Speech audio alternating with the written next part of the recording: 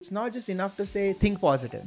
You have to make sure that everything at the bottom level is good. Money has always been associated with that sense of safety. Once you've done with the safety bit, money can also become purpose. Trauma around money, I have seen, it really shapes how people think about money. The initial days are full roller coaster, but all the successful people are the ones who've managed to just ride it out. The people who can take more risk, like entrepreneurs, are they wired differently? They eventually get wired differently. It was not till very recently that I completely understood the power of compounding. Because compounding is not something that you instinctively understand. Be very kind to yourself. Play the long game. Imagine that, will you still do this after 5 years? If the answer is yes, then go for it. That's when you get real benefit. Yeah. Same for entrepreneurship, same for financial decisions. Anything which is old brain, not gonna last. Yes.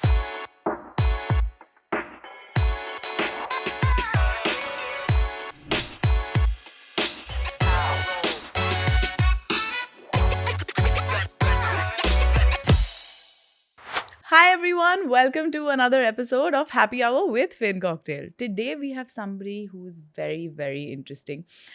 He's Dr. Siddharth Warrier. He's a practicing neuroscientist and content creator. He is really intelligent and really knows what he's doing because he just described all his degrees and I had no idea about any of them. He clearly knows what he's talking about. He's been on multiple podcasts and I think I'm going to love picking his brain on mindsets and money and how we think about money. So let's dive right in. Hi, welcome to the show. Thank you so much. Thanks for having me. I'm so excited for this one. This conversation is going to be like wild. Okay, so neuroscience, brains, everything about the brain. How did you end up here? Long story. Always wanted to be a doctor. Okay. Practicing neurologist. Neurologist. Neuroscience is a different field. Oh, sorry, not neuroscience, not Yeah, but neuroscientist. There's a lot of overlap though. Okay. So neuroscience is what is happening in your brain. Okay. Neurology is what happens when something goes wrong in your brain. So very similar. Okay. But once something goes wrong, that Okay. person becomes a neurologist. Okay, so correction there. Yes. But But very similar. And neuroscience has always been interesting to me because it's like the story behind the patient. yeah, Right. So Yeah. if somebody comes with a problem, correct. it's interesting to know what was the story before things became wrong. So what led them Exactly. to where Exactly. So then my path has been initially interest in biology, wondering how how bodies work, what is happening inside cells, all of that stuff. Then 3 years of MD medicine, learning about the entire body, heart, lung, liver, all of that. Then realizing that arey ye sab chhod yaar, brain is the most interesting thing, and then going deeper into the brain. So I did my DM neurology, and while I was doing my neurology residency, I got interested in neuroscience. And that's how content creation also started, where I wanted to tell people that, hey, look, this is such an interesting thing. But it's crazy, right? Like your eyes are literally twinkling when you talk about this because it is interesting. It is the organ in our body that controls essentially everything. Yeah. And we know so little about it. Yeah. Compared to the other organs, for sure. And there are a few reasons for that because the way to understand what is going wrong, the tests are very limited. Right. So in the heart or the liver, the kidney, there are things that you can do to check what Correct. is going on in the So many blood tests. So many. exactly, but there are no blood tests for the brain. Correct. And there is also very few ways of seeing what is going on. So something called MRI, Yeah. which is a way to image the brain, happened very recently, like 20-30 years ago. Oh, really? I didn't know that. And yeah, and before that, there was no real good way of seeing what is going on in the brain. And just looking at it from the outside, there's nothing moving. Yeah. Right in the brain, it's just electric signals going back and forth. How do you really So test how do you that? understand it? And you can't really operate on somebody's brain while they're alive. Right? So I don't want it to become too gross, but That's like zombie territory now. exactly. So there are a lot of things that people understood about the rest of the body way before they understood about the brain. Yeah. And the whole connection between the brain and psychology, mindset, how you feel, what your behavior is, all of that happened very recently. We are still understanding that connection, which is why I think it's very interesting. Hannah, because I was just thinking about it, even when we talk about like mental health or taking care of your mental health, nobody really dives into why that has happened because of XYZ reasons. It could be physiological as well, which is the brain. 100%. In fact, I would say it is mostly physiological. Okay. The idea that your mindset is independent of what is going on in your brain or what is going on in your body is false. Yeah. It is not possible. It's not possible. It's not possible. So it's like saying that the top floor of a building is unsteady.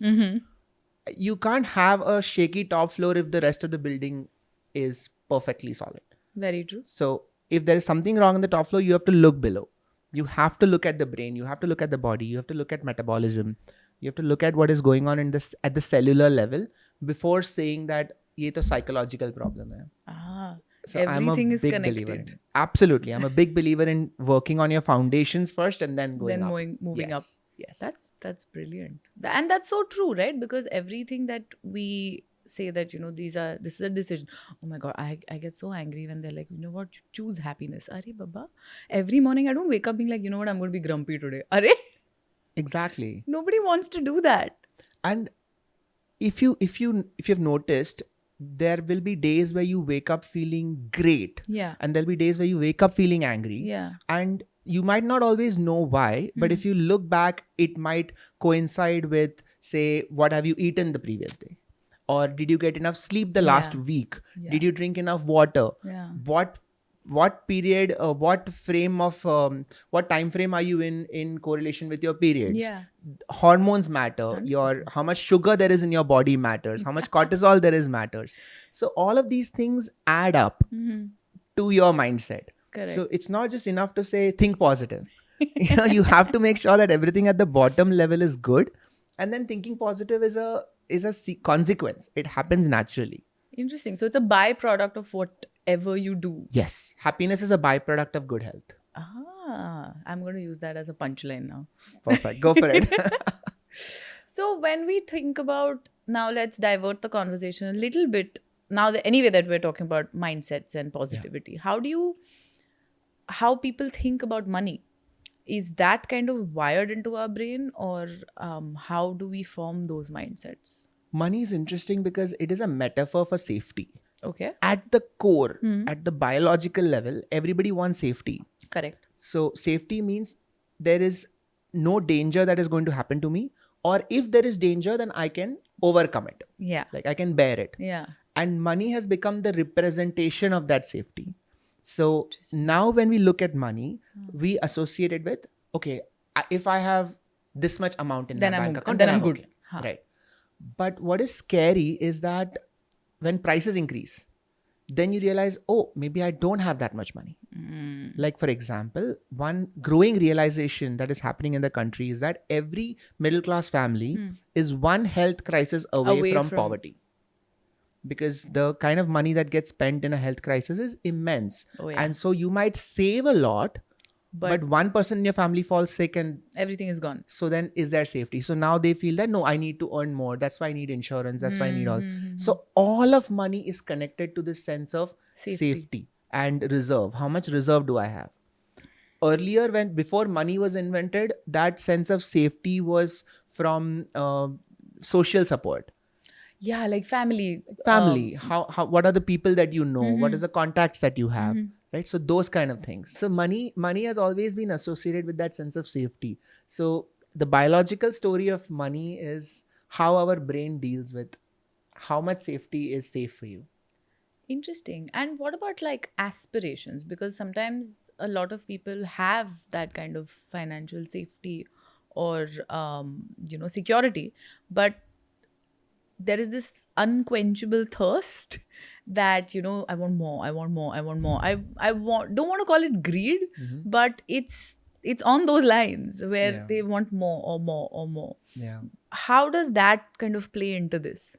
So that is a slightly separate thing, because once you've done with the safety bit, money can also become purpose. Everyone needs purpose. Correct. Right? You have to be aiming at something. You have to do something. So once in the initial stage, money is a metaphor for safety. Later on, money is a metaphor for success. Yeah, true. So once your safety is sorted, then the same money becomes a metaphor for have you succeeded in your tasks? Then money becomes a metaphor for social validation. So How much. much, so how much people will value you, how much people Yeah. respect you, Yeah. which is where all your luxury items come in. How else will you tell people that I have money? Now I need to buy this kind of watch. I Yeah. need to drive this kind of car. Yeah. I need to have this kind of house. So Yeah. now money becomes a metaphor for how much social validation I will get. Right. So at different stages in life, money has become a metaphor for what you need at that stage. Correct. So our brain is capable of creating this narrative that if I have money, that means I have all of this. Right? Ah. In the modern world, it's very interesting. The new phenomenon that is happening is social media followers. Social media followers has Is become the new validation? metaphor for money. Oh.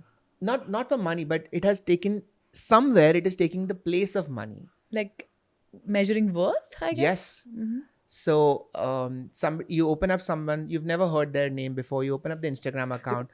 Oh, wait, 1 million followers.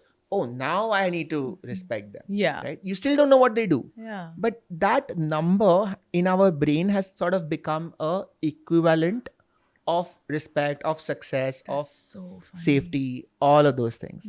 Right? And so when it's just a number, it's just a digital number, but then you associate that. So our brain creates these stories Yeah. and say that this is equal to that. That's so true. Yeah. Now that I'm thinking about it, it's absolutely true, right? Because you don't take somebody seriously just by hearing their name. Yeah. And then now what do? The first thing you do is Google them or Instagram them or check them out on YouTube. Correct. And you remember the whole issue that happened when they made verification a paid thing? I was so mad. Why were you mad? Because I didn't pay for it and I got it before, and now it's like anybody has Anybody it. has Now it. it's like, yeah. So what is that? So that feeling that you're having is you've worked really hard to sort of get that public validation. And so you earned that. And it was never about money, It wasn't. right? It was about creating something that gave so much value to so many people that you earned that tick mark. Badge. Right? Yeah. So that tick mark meant something. Yeah. When they changed it in exchange for money, the meaning of that verification mark changed. Yeah. So now it's no longer of the same value that you had before. Yeah. So that's why you got upset. That's why a lot of people got upset because they thought that they were paying for this through years of effort. Yeah. Right? Yeah. And so it was And so then interesting. it was available for $6.99. And I'm like, what is this? Exactly. And I thought that was very interesting because that's how the brain sees a story. And when somebody comes and breaks that story, it's very annoying. It's so annoying. Right? Yeah. So if somebody sells you say a Birkin bag. Okay. Yeah, sure. Why not? Right? And you've waited for that Birkin bag for 10 years. Yeah, because you kind of have to. You kind of have to. And then the next day, Yeah, it's available. Hermes announces that, oh, you know what? We are selling it for $699. You would cutty. Exactly. So that is what happened with the verification bag. That is so interesting. It's just like it went off in my head, being like, yes, he's right. That is why I was angry. It's the value that you attach to that one little tick mark. And that is why I'm calling social media validation as the new money. Interesting. Very interesting. And you talk a lot about like the left brain and the right brain, right? Yeah. So where does money fall in this scenario? So left or right? Money is a narrative that we have created. So it's every part of the brain comes together to create any narrative. Okay. So story. It's a story. Correct. So calculation happens in the left brain. So maths, numbers, all of that happens in the left brain. Patterns happen in the right brain. Okay. So this is very interesting. So if I give you a math solution or a math problem, your left brain is more active, but visualization of geometry is happening more in the right. Oh, because like the structures, patterns, figures. You have to take an image, rotate it in 3D space. All that is happening in the right. So essentially mathematics is like a combination of both your sides. Exactly. Interesting. You need both. So you need to visualize, which is happening on the right. You need to calculate, which is happening on the left. Both of them are doing it together. So money, good financial management kind of needs both left and right. Both the sides of my brain are working. Yes, well done. Thanks. So yes, I understand that, we create this narrative around money and it's safety in the beginning, etc., and it moves up. I also know that trauma has a massive effect on what narrative we create for ourselves in life in general. It's obviously, it has a lot of connections with the kind of mental health disorders that people go through. Trauma around money, I have seen, interestingly, really shapes how people think about money. And now, how I know this, I think, is because of the kind of questions people ask me. People are like, some of them, they're like, you know what? I want to make X amount of wealth. I have 10, 15 years. It's okay. I don't care how much risk you want me to take. That's fine. I'll give you the money. We'll manage this. Then there are other people who are like, you know what? I'm so scared. I have a child. What if something happens to me tomorrow? And then, my money will be tied up somewhere. She won't know how to use it. How do I do this? Can I form a trust? Can I do this? Can I do that? Both of them now technically had children. Yeah. But one of them had gone through this experience where she lost a father at a very early stage in life. Yeah. And the other guy, he's good family. Parents were still working when he was in his 30s, chilling. So I think trauma around money, how does that kind of rewire your brain? What does it do to you at the fundamental level? So there is trauma around money and there's trauma overall. Yeah. Putting it in a different way, how much sense of threat do you have overall in life? Okay. So that ties up with general anxiety. In other words, if I were to ask you that tomorrow you have to go to Bangalore and come back. Yeah. Okay. What are the chances that something can go wrong? Not really. Not really. Somebody with a lot of anxiety can think of 10 things that can go wrong. Right? Now, all of those are valid, but the way that their brain predicts the chances of something happening is different from the way that your brain predicts the chances of something happening. Something bad. It could be maybe a fleeting thought in my mind. Correct. You might think, oh, what if the plane crashes? But the plane doesn't crash. I've flown so many times. I'll be like, what if the flight gets delayed? That is Sure. a bigger trauma. Correct. And you would think about, okay, so if the flight gets delayed, so what? I will do Yeah, this, I will do XYZ. Correct. Somebody who has flight anxiety. Oh, yeah. Right? For them, the risk is very different. So in finance terms, you do risk calculation all the time. Yes. Right? Yes. But in finance terms, risk calculation, there's an algorithm. There's the way to calculate. Yeah. It's not dependent on you as a person so much. Correct. Is it? No. Right? So I mean, how does a bank calculate risk? No. So yes, it depends on person to person because how we call it credit worthiness, right? Because the bank kind of gives out loans. Right. That's calculated with your credit score. Right. It has a lot to do with your history. So how often have you paid up your loans? Do you have a credit card? Have you been rejected for one? Have you defaulted on anything? So it has a lot to do with your history. And it kind of, the more loans you take in, the more you kind of pay them off on time, the better it gets. Yeah. So that's how the bank measures it. Let's use that exact example. I think I've given you a great example. Let's take that exact example. Based on someone's history, how many times have they faced a challenge and they have overcome that challenge will dictate how much threat they see in the future. Interesting. So if as a child, they have asked for money and their parents said no. Or as a child, they saw a lot of poverty growing up. That, oh, I wanted something, I never get it. These things accumulate. And the way they perceive threat changes. So as a grown-up, they are always afraid of, oh, what if I don't get enough? Oh, what if I don't have enough? So let me keep some. Let me keep more. Right? So exactly like how you described it. It's based on your history. Okay. And if they have enough money, enough number of times, slowly that threat reduces. Because now their brain learns, which is the beautiful thing about the brain. It keeps learning. That's what neuroplasticity is. But some people learn faster, some people learn slower. Yeah. And enough number of trial and error, and their brain realizes that, oh, you know what, maybe I do have enough money. I don't need to be so threatened all the time.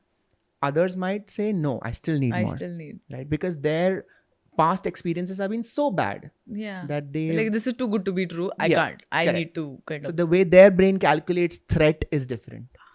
Interesting. So it's all about kind of perceived threat around the money. Exactly. It's all about perceived threat. So there is no objective measurement of threat. Yeah. It is all subjective. So if tomorrow you have, say tomorrow the market crashes and Don't say such things, no? Tauba, tauba, tauba. Say tomorrow. All right. No, today only the Sensex has reached 80,000. I was very happy in the morning. Don't say such things. Get out.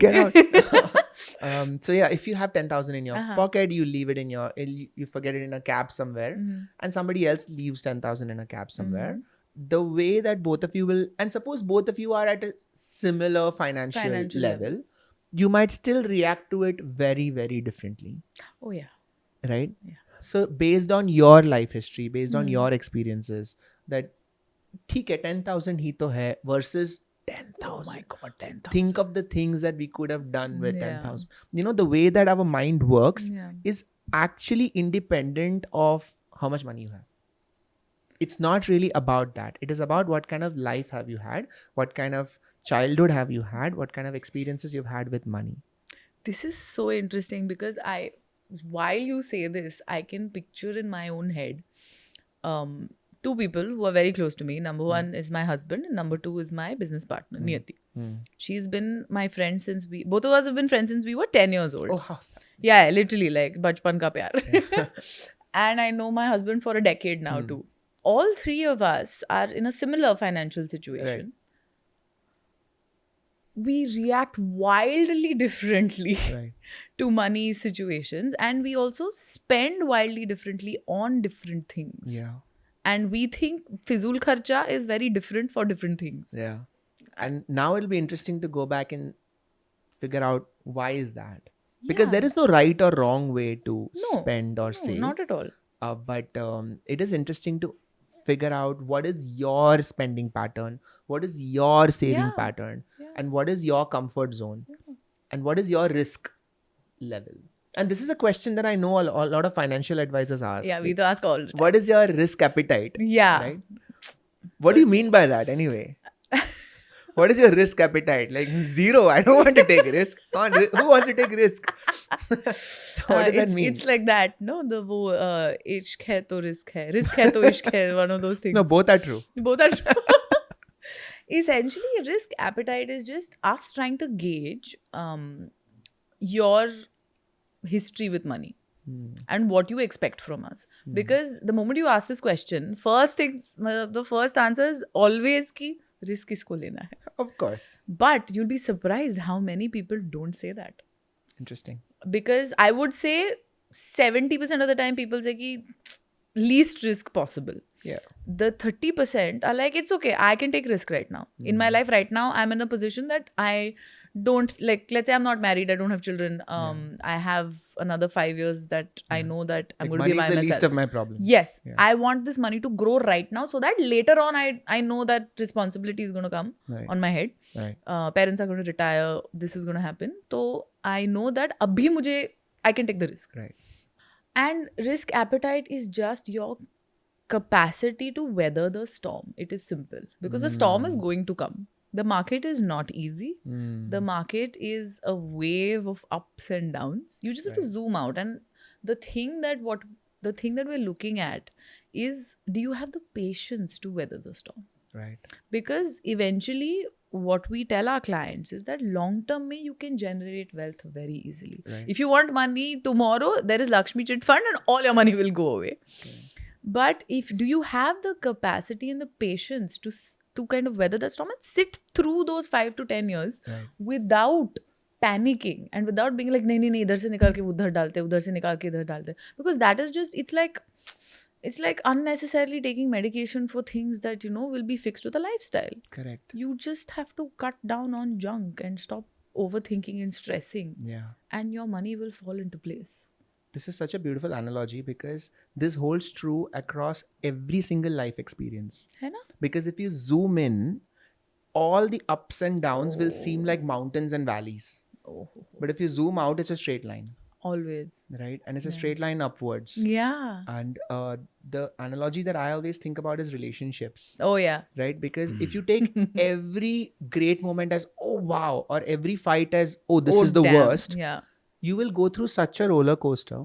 But over 5 years, 10 years, then Yeah. you realize, you know what, It's a it kind of smooth evens ride, out. yeah. It's all good. And you have to go through those 5, 10 years to then realize Exactly. that this is what relationships are. Yeah, and everybody has good days and bad days. It's not like anybody's trying to kind of, make your life hell. Right. Unless they are. Guys, please get out of such toxic relationships. But yeah, over time it kind of, takes its course. Right. And this is also true for any kind of, say, entrepreneurship or any new startup that somebody's doing. Yeah.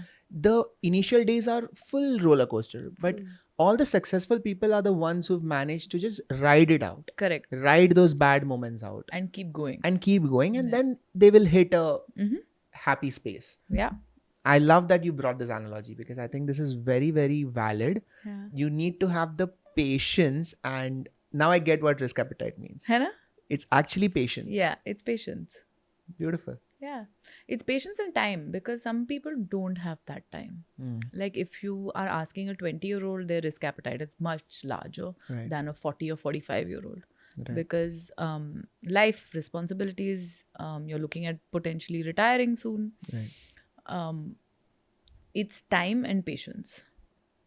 So, you've heard that line that when you're young, you don't have money, you have health and you have time. Yeah. And in middle age, I've heard. you Yeah. don't have time. Time, but you have money and health. And The in old age, you only have time. You have time and money, but you don't have health. Yeah. So, from the financial perspective, since Yeah. there's a doctor and a financial expert here, Okay. there's a 20-year-old. Yes. Okay, so he has time and he has health. He doesn't have money. What should he do? He should start putting away a small percentage of whatever money he has aside and forget about it.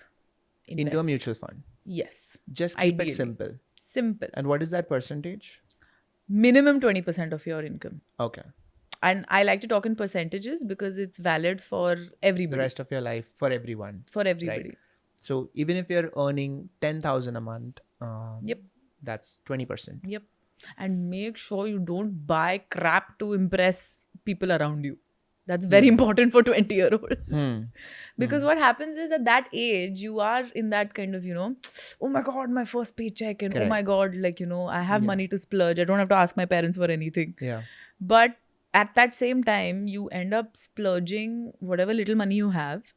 And that value you'll only see when you kind of sacrifice it at that moment.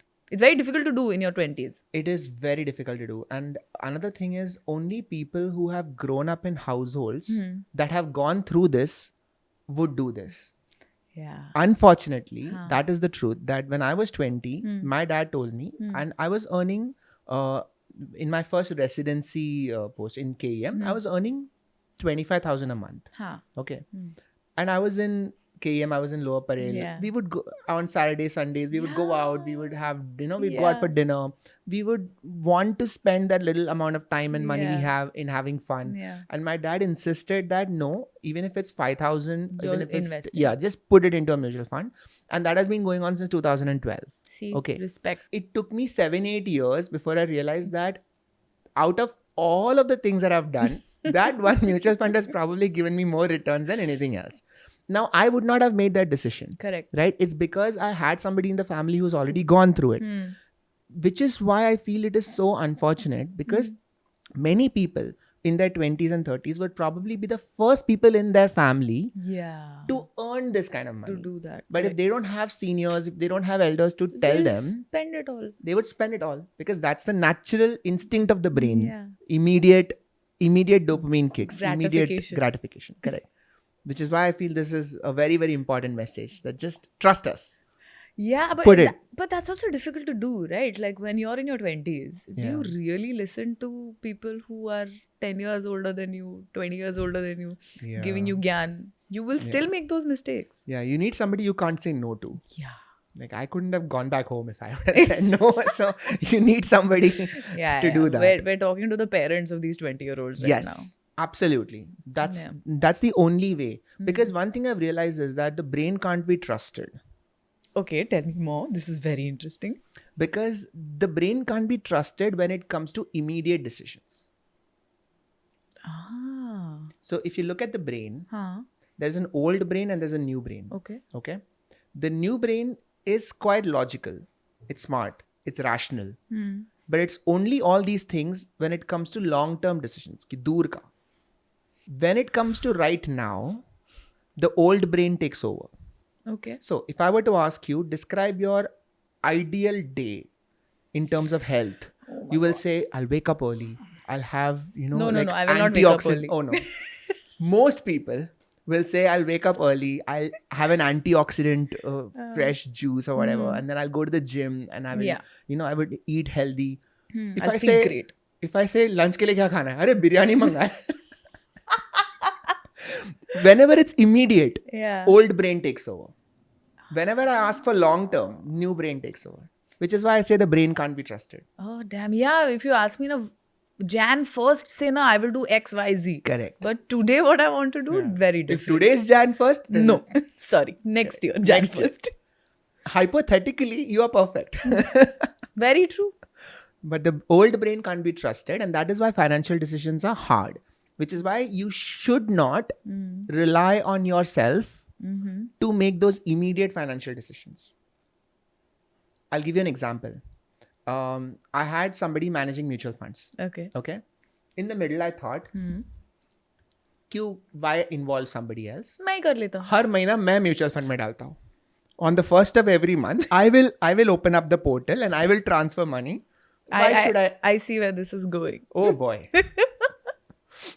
3 months later, I was like, bro, tu hi sambhal. Because you don't want that additional load on your brain. Yeah. And you don't want to be taking that decision of transferring. Because in the here and now, it's a lot harder. Yeah. And your goal in life, when it comes to health and when it comes to money, should be not having to take decisions. That's ideal, right? This is You just- ideal. You sit one day and you sit with somebody who's an expert, let's say. Correct. You tell them that, see, XYZ is what I want. Now you make the decision and you execute. Get it done for me. Don't involve me. I don't want to wake up every day deciding कि आज gym जाऊँ कि नहीं. I don't want to wake up every day deciding कि आज financial decision क्या लेना है. Correct. Because both of those things, the immediate decisions will always be taken by the old brain and it will not be good for you. What are the characteristics of the old brain and the new brain? So is the new brain like kind of has been through a lot, is mature because of whatever you've So the seen or old learned? brain is the animal brain. Ah. And the animal brain is concerned with here and now. Is there any danger right now? Impulse. Uh-huh. Or is there anything good that I can get right now? Immediate gratification. So old brain को सिर्फ अच्छा चाहिए सब. Like अच्छा चाहिए immediately. और बुरे से भागना है. Which is why when the market crashes, everybody just takes out their money. There is a panic the old reaction. brain. That's the old brain. Somebody who's been through many crashes will know ki, oh, this is the time to invest. Or this is the time to wait. And Yeah. let's see what happens. That's what we did, by the way, when the elections dip happened. Exactly. But when the dip happens, the needle shifts from new brain to old brain. And Everyone panics and everybody pulls out their money, which leads to more drop. So a market is a great way to understand old brain, new brain behavior. Very interesting. We call it investor sentiment. And we say that, the market is run by investor sentiment and investor sentiment is good or bad. And what that means is investor brain. Yeah.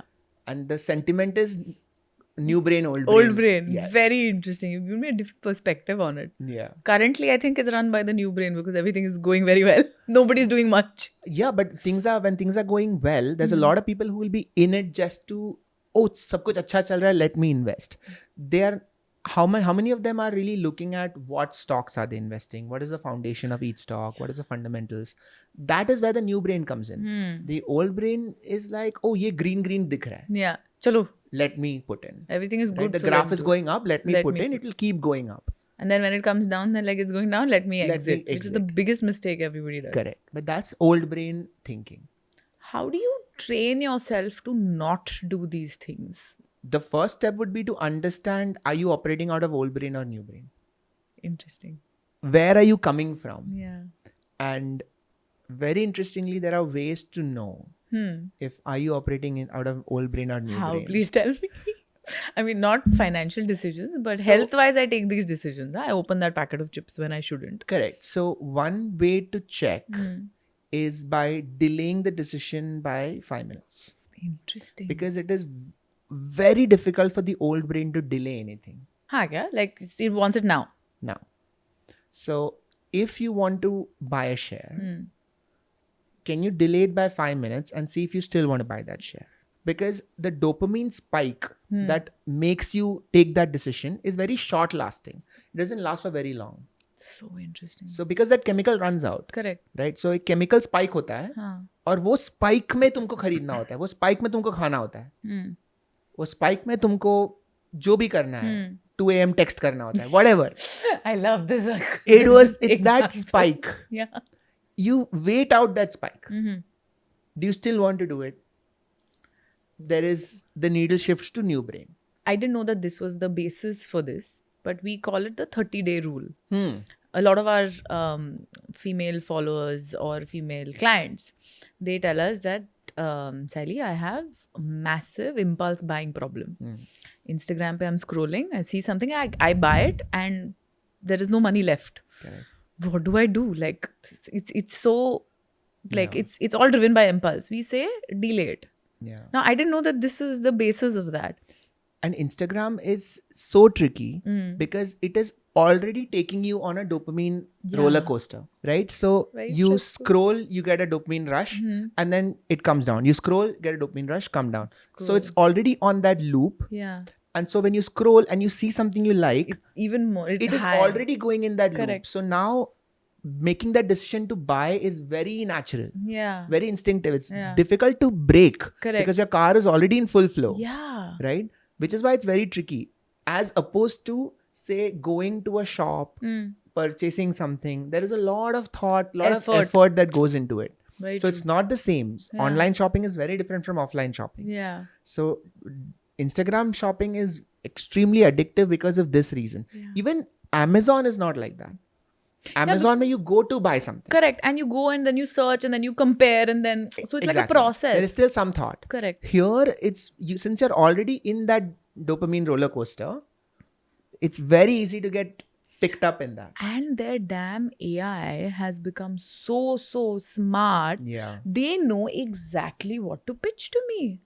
And one day I was sitting and talking to my friend about some chicken curry ka outfits.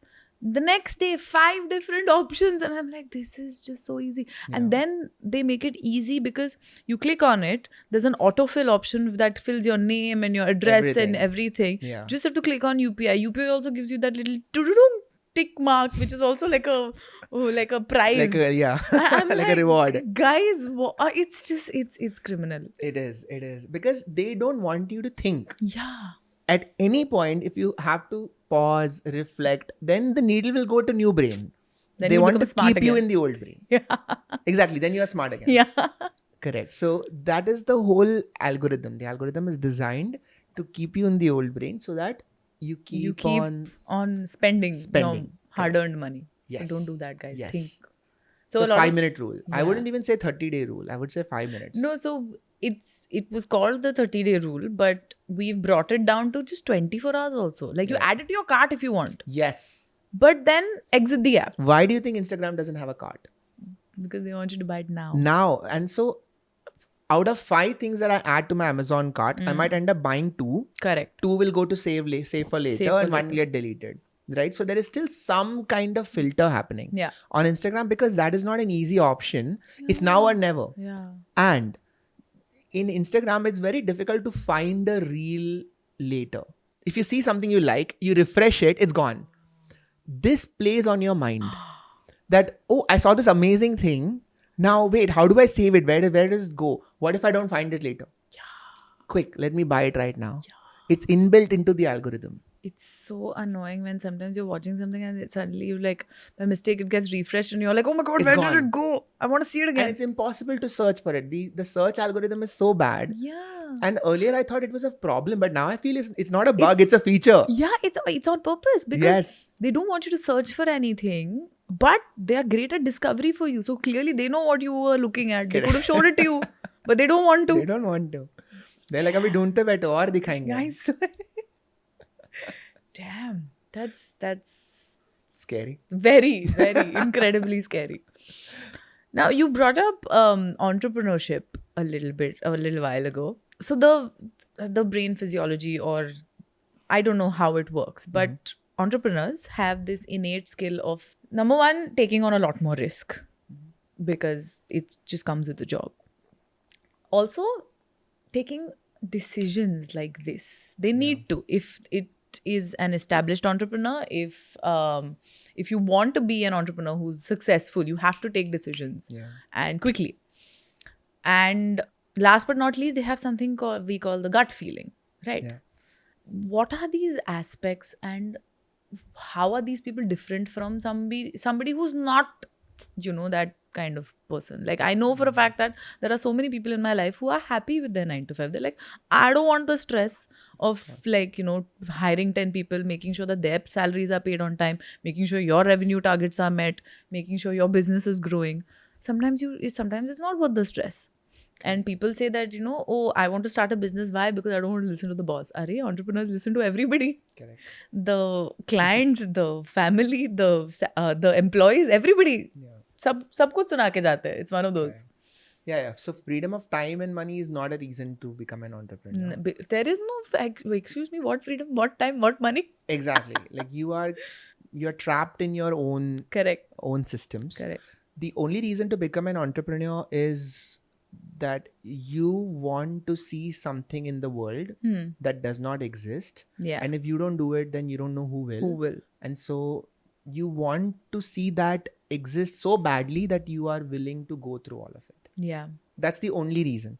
I don't think anyone should become an entrepreneur just to make money. Yeah. I think there are healthier ways of making money. I don't think you should do it for the validation, for the social credibility. Yeah. None of those are good enough reasons. Agreed. You want to see something exist in the world, right? A purpose. Yeah. So you believe that this entity should be there and it's not there right now. If it is there, you believe that it should be better. It should be better. Yeah. Something different. Should be done better. Correct. And you believe you are the person to do it. Correct. So वो जब तक identity level पे नहीं आता तब तक मत करो. Don't do it. But if you do feel that, then everything else becomes easier. Nice. And that's the only reason to do it. So the people who are happy with 9 to 5 are the people who have figured out that what they want to see in the world already exists. So they're happy with it. Very happy. No problem. And well done. Yeah. Good for them. Yeah. Right? I wish I was one of them. Do you think that there are people, and obviously this I think goes back to the trauma conversation a little bit, but the people who can take more risk, like entrepreneurs, are they wired differently?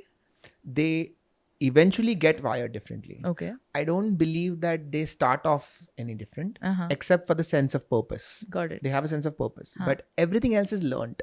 So all the lessons that an entrepreneur learns during the course of starting a business are lessons they learn in that journey. Nice. They are not born with it. It's not from a book. It's not from attending a podcast. None of that, right? Nothing will prepare you for it. Correct. You have to start. You have to fail. Yeah. You have to realize that you are a very underqualified person. Oh yeah. And there are so many smart people in this world that you can learn from. Absolutely. Yeah. And then you have to kind of figure out that you need to step up to the plate. Yeah. Every entrepreneur I've met who has succeeded, or even the ones who haven't succeeded, Yeah. they still have gone through this journey. Yeah. And what is this gut feeling that we talk about? Where does that come from? Old brain, new brain, left, right, upar, niche? Yeah, this is an interesting question because the gut feeling actually comes from its intuition, Yes. right? So intuition is very fast pattern recognition. That's what it means. Oh. Okay. So if I show you an image for a second and I take it away and I ask you to describe it, so your brain will pick up some patterns and it will describe the image, right? But what if what I'm showing you is not a photo, but a social situation or a financial situation? Now, your brain is constantly picking up patterns from your environment. So if you're reading a newspaper, if you're talking to somebody, your brain is constantly picking up information and putting together information into a world reality. Gut feeling is when your brain picks up patterns, creates a story, but you're not doing it consciously. You're doing it subconsciously. And in that story, something comes up. And you suddenly get this feeling that you need to do this.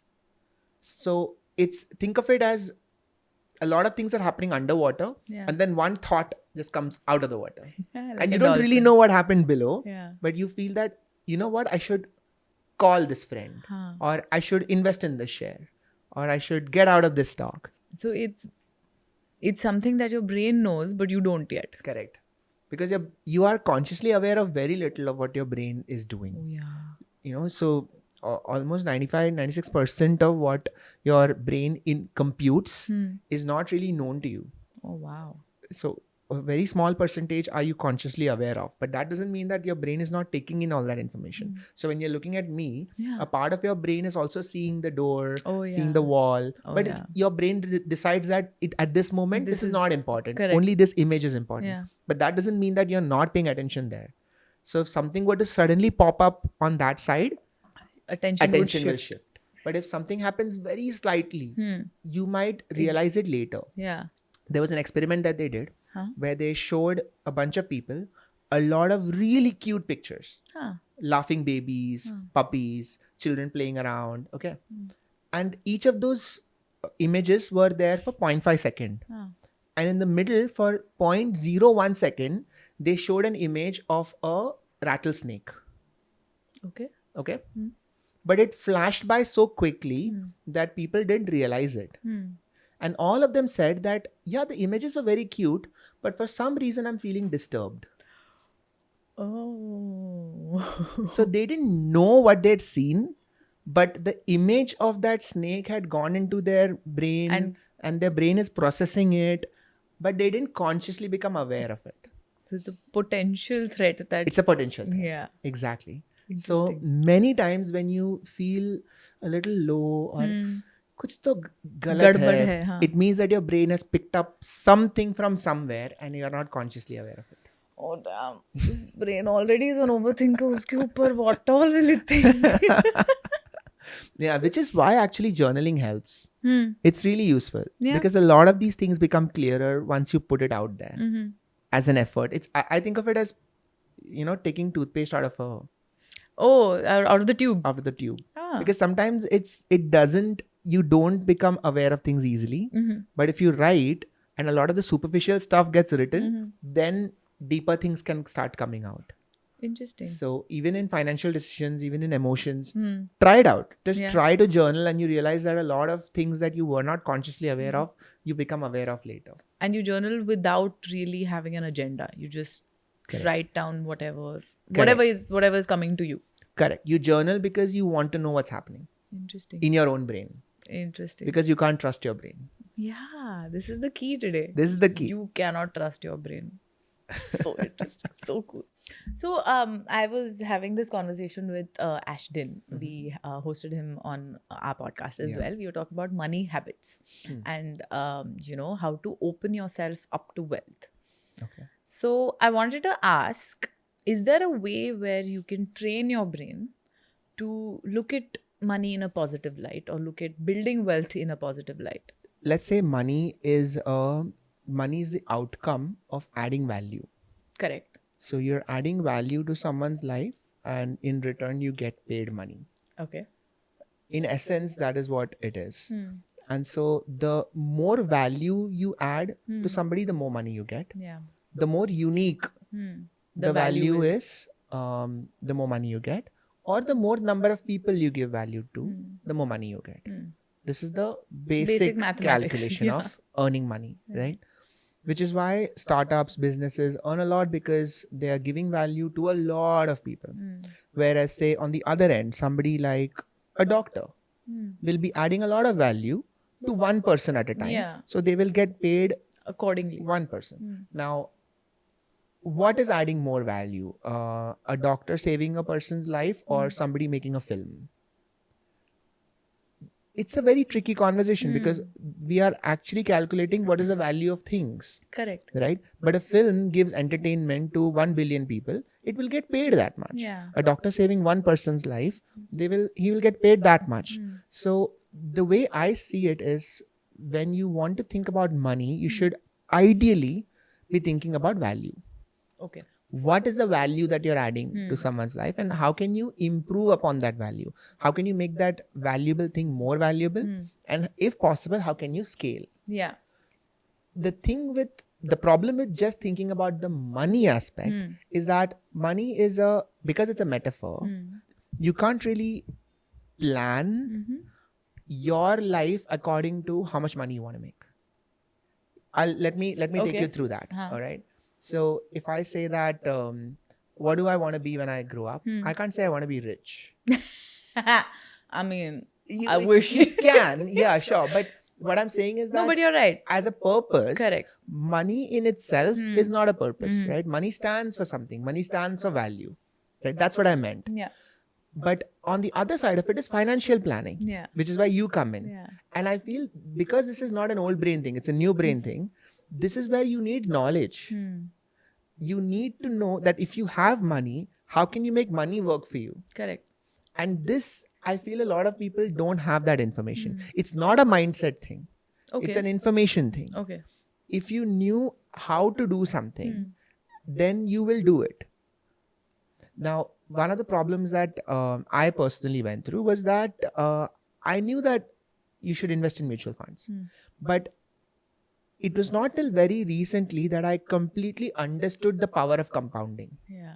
Because compounding is not something that you instinctively understand. The brain is not wired to understand compounding. Yeah. Because again, the old brain can only think a few minutes ahead.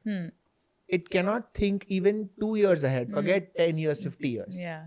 So you can't even imagine Correct. what that is like. It's like saying the nearest star is whatever X light years away. What does light years mean? It's a word. You can understand in terms of feet, in terms of kilometers. But what is a light year? Right? At some point, it becomes an abstract concept. Yeah. It's just like that. Saying that your 10,000 rupees a month will one day turn into 100 crores. If you just keep doing it for the next 50 years, you can't calculate that. Your brain cannot process that information. Yeah. So you would say, "Arey, forget that. I would much rather spend it on a phone next month." Yeah. Because the phone is tangible. I can imagine holding it. I can imagine using it. I can imagine all my friends saying, "Arey, kya phone hai?" You can picture it. You can picture it. So that is where I feel information makes a difference. Teaching somebody the power of compounding makes a difference. And if somebody understands it, truly understands it, then their decision making is easy. Correct. Yeah, you're absolutely right, because knowing and understanding lead to the best decisions that I have seen, like people making them and myself. Some of the stupidest decisions I have made are because of the lack of knowledge or the lack of understanding. Like maybe I had the knowledge, but I couldn't grasp what was going on. Correct. So yeah, building wealth is simple. Just learn. Very and similar to understand. health. Yeah. Very similar to health, because most people think that they're healthy even when they're actually not. Okay.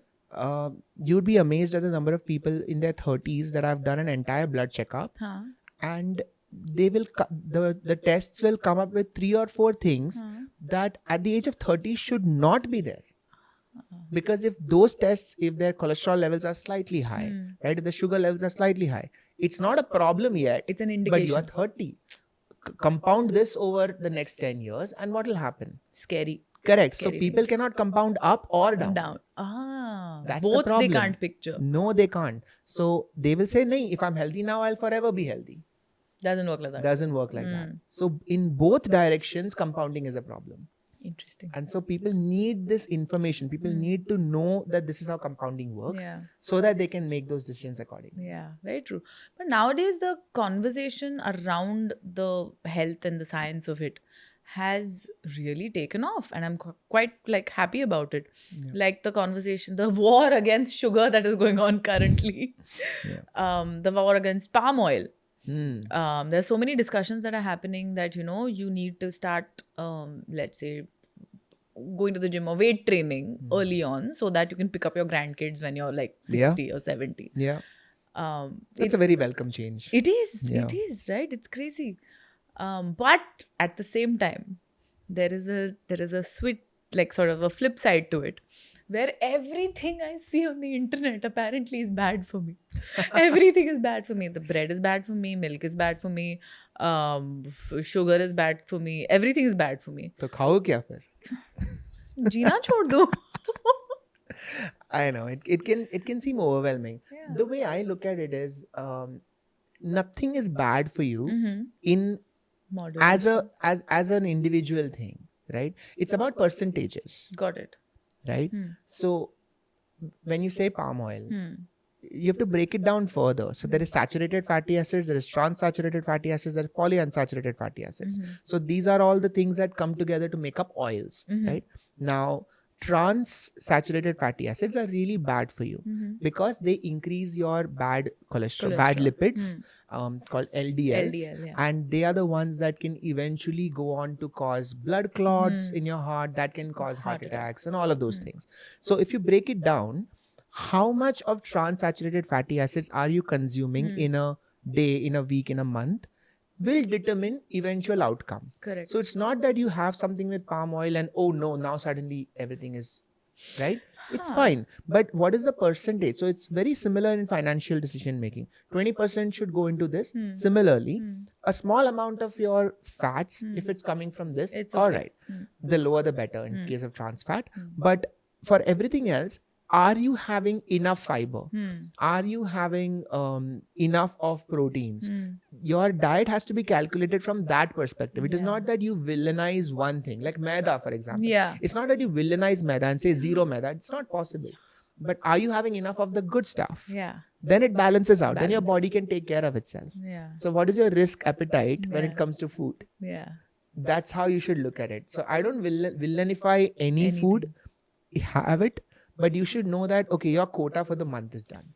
Very, very interesting. See, this is such a refreshing change, because otherwise you scroll up, you're like, somebody is saying that don't have this, somebody is saying don't have that. And like my personal example, a lot of people go gluten-free. Right. Because they can't digest gluten, and they're like, you know, if you want to lose weight or if you want to get fit, you want to, you know, take care of your inflammation in the body, cut out gluten. So this is legit what happened to me. Somebody told me to try this for a week, where I cut out my rotis and switch it for even rice, Right. which is gluten-free. I actually did worse.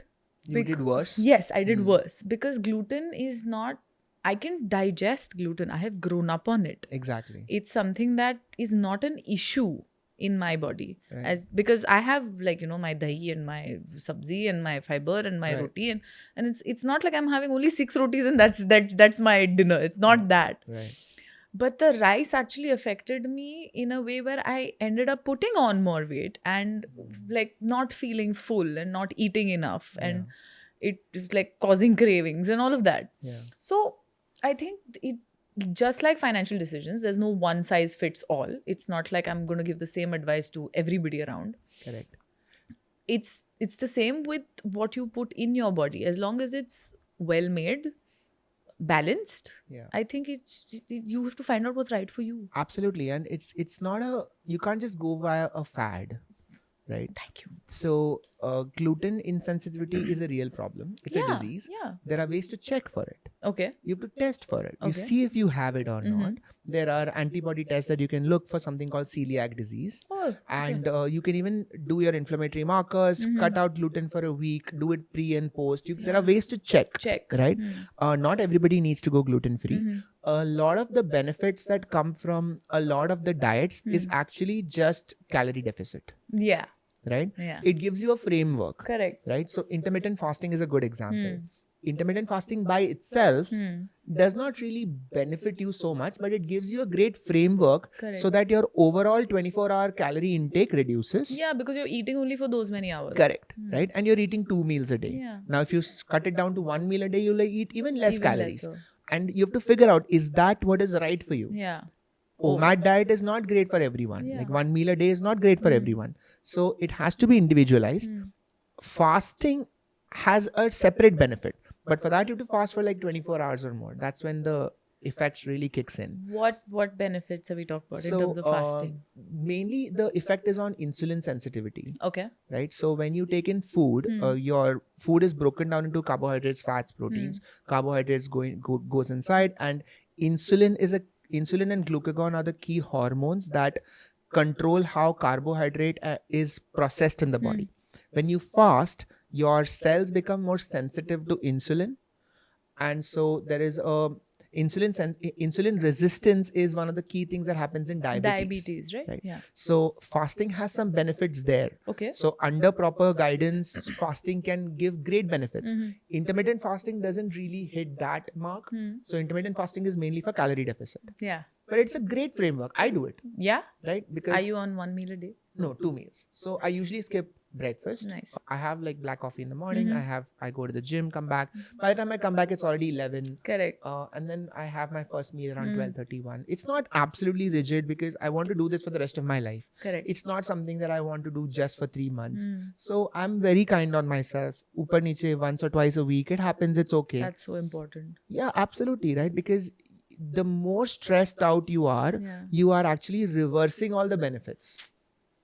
So if you are thrashing yourself into doing something, your cortisol levels are already high, your body is already in a store all the energy I get mode. Yeah. So be very kind to yourself, play the long game. Yeah. Sustainability. Sustainability. Imagine that, will you still do this after 5 years? Oh yeah. Right? That's the only way that it will work. Yeah. Same for entrepreneurship, same for financial decisions. Guys, we're talking blanket statements now. Absolutely. Will you do this after 5 years? Yeah. Right? If the answer is yes, then go for it. That's when you get real benefit. Yeah. Nothing for a few days. It doesn't really work. Anything which is old brain, not gonna yes. last. Yes. Old brain should get its playtime. Yeah. I'm a big believer in this. Yeah. Give old brain its playtime. Like for the next 2 hours, it's old brain time.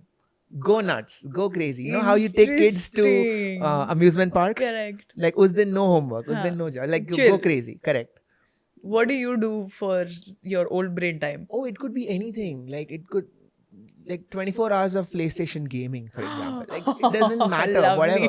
Just get a lot of chips, cook, whatever. Just go crazy. Go crazy. Give yourself that. You can treat yourself. Correct. But if you know that, okay, the rest of the month your diet is really good. Because your baseline has to be good. The better your baseline is, the more risk you can take. Yeah. Yeah, because like you said, your body will heal itself. Correct. And it has the capability to heal itself. But it can do it once a month. It can't keep doing it for you. Correct. So for example, if you work out every day, your bones are strong, your muscles are strong. Yeah. That means you can go roller skating. Yeah. At the age of 50. Yeah. If you've never worked out a day in your life, the chances of you falling are almost 100% the first time you roller skate. Yeah. But the chances of you getting a fracture are much very higher. Much depends on how strong your bones and muscles are. So this is what I mean by risk. So you exercise for 30 years so that you can take those risks. Nice. You eat healthy all your life so that you can eat that bhajia when you're 50. Correct. Or when it rains. Oh, when it rains, yes. Doesn't matter. Yeah. So what you're doing is you have to fix your baseline. I love it. Right. So baseline should not be messed with. Yeah. The better your baseline is, the more risks you can take. That's amazing. So a very different thing, but doctors, I have heard, are not great at managing their own money. Is that true? I've heard this too, and I have lived it also. Yes, that's true. Doctors are a very unique bunch of people. Love it. Okay. Because they're all very smart. Yeah. Incredibly intelligent. In a very specific field. So, jo hai, wohi hai. Jo hai, wo hai. And in fact, they spend a lot of time being very, very intelligent at less and less things. And they call it specialization. Oh, yeah. Right? So, from full body to one part se uske bhi andar. So, you do MBBS and then you do medicine. And after medicine, you have to pick one organ. So I picked neurology, right? Yeah. I picked the brain. So I became a neurologist. And after I became a neurologist, I learned that there's something called general neurologist. Because there is specialized neurology where you are only specialized in say a stroke or seizure or Parkinson. See, this is what I meant in your introduction, that I don't even understand the degrees you're talking about here now. And so there is a lot of specialization that goes deeper and deeper into one specific disease, one specific part of a organ, Interesting. and that's great. Hmm. If you are a patient with that problem and you Correct. go to that doctor, they will give you exactly the right Yeah. kind of treatment. But that also means that the amount of time they spend looking at the rest of the body is less, Yeah. and the amount of time they spend looking at the rest of Anything. the world Yeah, is even lesser. much lesser. Yeah. Right. And so finance is not something that doctors are generally taught. They spend 15, 16 years, 20 years in a hospital, and they'll come out and they'll start doing practice and they'll start earning money. Yeah. Now what?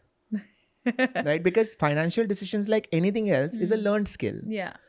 And how will you learn? You'll only learn by doing it. Yeah. So they will get a lot of money without really knowing what to do, and they will ask other doctors, कि तुमने क्या किया? And all of them are in the all same of them boat. are sort of in the same boat. Some do it better, some do it worse. So that's why doctors are unique, because other fields will start earning much earlier. Yeah, it takes a lot of time to reach that kind of super Correct. specialized Correct. position. So my younger brother is an engineer. He started earning way before I did.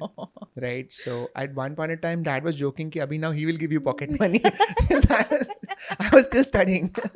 So that's a fact. Yeah. Doctors do need financial literacy. What is interesting is recently in the last 10 years, doctors have only realized this. So there are a lot Nice. of finance conferences for doctors. Oh, Teaching interesting. doctors what to do. Interesting. And so because the way the doctors earn is also different, right? Like somebody else will be on a salary, Correct. but doctors most of them will earn on a day-to-day basis. Yeah. So it's very unpredictable how much they will earn. Yeah. So that also makes it difficult to properly plan. If somebody asks how much will you earn in a month, they can give an average, but it's not It's a not consistent. fixed amount. And also there's no paid leave. If you are a private practitioner, Yeah. you stop working, you stop You earning. stop earning. So again, how do you really plan for your life? So these are unique situations about a doctor. What would you advise a doctor? Suppose if there is a medical resident who's just finished residency, he started private practice. Okay, he's earning say on an average 3 lakhs a month or 2 lakhs a month, Okay. and he's likely to earn more and more with every year of his practice as his practice grows. What should he do with his money? Okay. First things first. I'm glad that you brought this up. First things first, since it's not fixed, right? The monthly income, I would suggest start with a percentage. Put aside at least 20% of your income as investments. Invest in mutual funds. Basic. Okay. Look at the long term, start investing in mutual funds. Put 20% of your income aside. Before you go for the long term investment, it's also important to create an emergency fund. Now, an emergency fund is just money that you keep aside in some short-term investments like a short-term FD or a liquid fund for those days when, for example, you may have to shut down your clinic for an emergency for the next 15 days. Right. That's when you dip into your savings, these emergency funds. Right. And because doctors, like you said, don't have that income if they don't practice, this emergency fund should be at least 6 months of their Monthly income, like average, Right. let's say half a year. Right. Because what if the emergency is larger, right? You don't want to not be able to take the time off because you have to work. Right. So create that emergency fund, number one. Start investing for the long term in mutual funds. And I think the third and most important thing is spend 5 minutes a day. Chalo, once a week, spend half an hour learning something about money. Anything. Oh, interesting. Like what? Anything. Like you can pick up I love this app called FinShots. They give great financial news. It's a 5-minute read every day that they put up. Okay. You can take a week, like you can take it once a week. You can read everything that's come out in the last week. You can watch a YouTube video. You can, read about how does money work. There are lots of these animated videos that show how the entire structure of money works. You'll be shocked and awed at how similar it is. Like even today, throughout the conversation that we spoke about, there are so many similarities between the financial world and medicine. So I think doctors will also be intrigued in the way money works because it is interesting. So yeah, so these things. And specifically, suppose if a doctor is earning in cash. Now, this is something that I know is unique to certain professions. Yeah. So doctors will earn in cash. They'll put everything in the bank. Mm-hmm. Now, is there something specific that they can do with cash? Can they? Is there any other way of spending that cash? Yes. Okay. So first is though anyway you can just spend it on your expenses and make sure that all your white money goes into investments. So you kind of balance it out like that.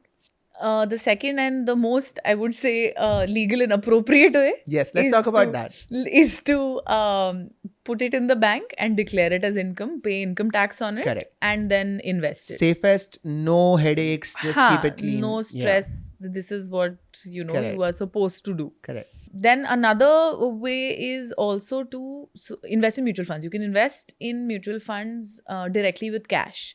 Okay. This was essentially, this is a move that was done by the government essentially for rural India, for like tier 2, tier 3 cities, where you can directly go and say that this is this is my cash amount of money that I want to invest, and like kind of fill the AMC form and invest the cash directly into the mutual fund. Acha. The limit for that is 50,000 per PAN card per financial year.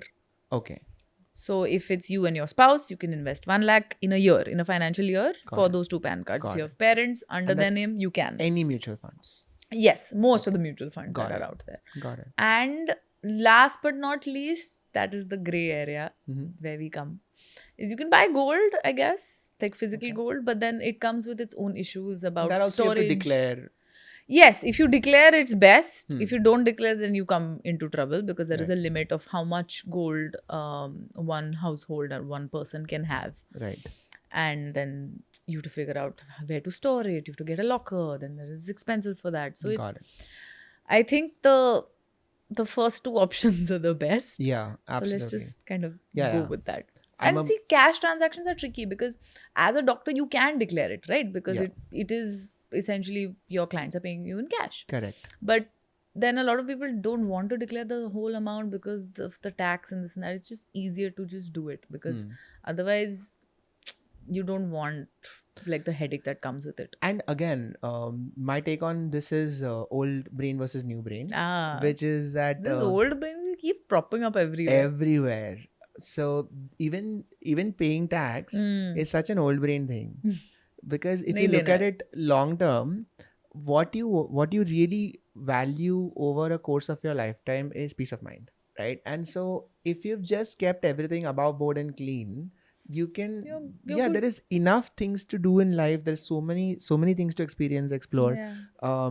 Your entire focus, if it is just spent in this, "Arey, iska kya karna hai, uska kya karna hai," and you're trying to save a little bit of money here and there, but is that really your purpose? Is that really what you want to be doing? So I like that there are other options, there are better options. Yeah. Okay, cool, thanks. Anytime. That's why I'm here. How do you manage? So this is a question that we ask all of our guests because we are on a journey to discover that there is not one but multiple paths to building wealth. Yeah. How do you manage your own money? What do you do with your money? As a doctor who has a self-proclaimed very little financial literacy till very recently, I had outsourced the decision making. That's good. Right. So there was somebody who runs a mutual fund agency, and every month he would put in a certain amount in mutual funds, and that's been going on for the last 10-12 years. Yeah. Way before I knew why this was happening.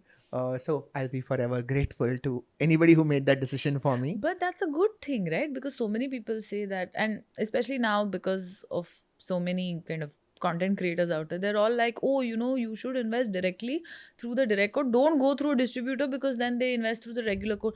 I'm like, boss, do you understand that it's 1% of the wealth that you're generating to outsource the headache completely to somebody who's a professional who does this day in and day out? Correct.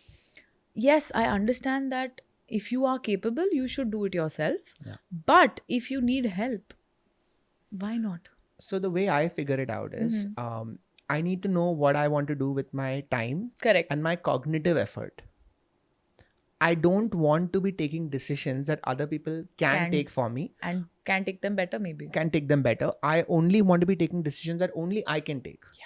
So, for example, if a patient comes to me and asks me that for this problem, what should I do? I don't want to outsource that decision. That's why I studied 15 years. Yeah. Right? So that decision is taken by me. Yeah. But how much money should I invest in each mutual fund would require me to read about each mutual fund to figure out, okay, what is the CAGR? What is the returns of all this? I don't want to be doing that. That's not what I want to be doing with my life. Correct. Right? Similarly, the gym trainer, for example, I don't want to be going to the gym figuring out, acha, aaj kya karna hai. Yes. It's not that I can't. Yeah. I have the knowledge, Yeah. but I don't want to. Yeah. I just want to go there and be like, hi, आज क्या करेंगे? aaj kya karna hai? Right? And then life becomes easier. Yeah. So a lot of these decisions, when I outsource, my day goes smoothly. So much. And if my day goes smoothly, my week goes smoothly, my month goes smoothly, Yeah. my life goes smoothly. Yeah. So I feel that is a good enough price 100%. to pay for this. So I outsource all these key decision making to someone, Yeah. and I have found that it helps me. Nice. Everyone can figure out their own pattern, Correct. but this is how I do it. Correct. I have played around in the stock market Nice. purely out of curiosity. But that's fine, right? That's something that Had a lot of everybody fun should with do. it. Nice. Lost lot less than I thought I would. Yeah. Oh, okay. Oh wow! Oh, the big stretch. Yeah. Big stretch. He's like, I am in the podcast Yeah, now. don't forget me. Yeah, I'm Yeah, still here. I love it. Okay. Okay. Yes, you dabbled in the Yes, I played around in the stock market for a while, learned a lot about myself. Uh-huh. I would make these plans Uh-huh. and I would say that, okay, ye jab 104 pahunchega to I will sell. But then it starts to fall. And I can see myself like, oh my God, it's falling. I need to sell now. And it was very interesting, right? Because when you see it in real time, you can literally feel that needle shifting from new brain to New old brain brain. to old brain. And then you end up selling and then it goes up again. And you're like, oh, why did I? If only I had stuck it out. Why am I like this? So I did this for 6 months, understood a lot about myself, came out sort of like, maybe I lost some 10% of what I'd put in, Not bad. but not bad. Yeah. Like I lost a lot, made back a lot. So, but in the end, I got the same feeling as I got when I walked out of a Goa casino at the end. And this is because I was day trading without knowing much about the stocks. Yeah. Right? But I mean, that is exactly the analogy that we give. If you want to get into day trading and you don't know what you're doing, you are gambling. Correct. And it was gambling. And it's a high. I It's a got rush. all that kick of, "Arey, kya must trade kiya maine," as if I did it, right? As if I am the genius at having spotted some graph. No, it's not like that. So then I started reading about fundamentals after doing all of this. Then I went into, okay, what does it mean? Why is it important to read Economic Times? Why is it important to know what is happening with the CEO? What is important? All of those stuff, right? So then I realized that, oh, agar itna sab karna hai, Correct. So and then if I have to invest only in the top 50 stocks, then that is what the mutual fund is for. Exactly. Forget it. I have other things to do. Exactly. Right. So then that's my journey. That's a great journey because you learned it quite quickly. Honestly. Yeah, it took me like 8 months before I realized that. Because people spend years behind this. And they don't realize that, this actually can be a full-time job. Stock picking is, day trading is a full-time job. Yeah. Stock picking it can consume your entire day. Yeah. So, and the kind of knowledge and the effort and the time that goes behind it, it may just not be worth it. So you have to find what works for you and sometimes just outsource it. It's fine. And you have to find what do you have time for. Yeah. If you can't give it that much time, Yeah. then don't do it. Yeah. 100% agree. Right? I love it. And this is a great way to end the conversation. But I have had so much fun today. And I've learned so much about myself, this old, new, upper, niche brain. Yes, old brain, new brain. You'll see it everywhere. Now it's literally just going to be in my face. I'm like, oh my God, Sayali, old brain. Oh my God. Thank you so much for taking out the time. And thank you so much for coming here and having such a fun chat. Thank you. I really enjoyed it. Yeah, same here. Guys, you have to like, share, and subscribe to this channel. This was easily one of the most fun podcasts that I've done. finance and neuroscience, okay, both of them are kind of tricky to understand, Mhm. but both of them are so rooted in everything you do. Yeah. Right? So everything that you do all day is either for earning money or spending money. And everything you do all day is based on what your brain is doing. So this is pretty much the ideal conversation for you to listen to. Subscribe to the channel, and I hope you enjoyed this conversation. Thank you so much. Bye.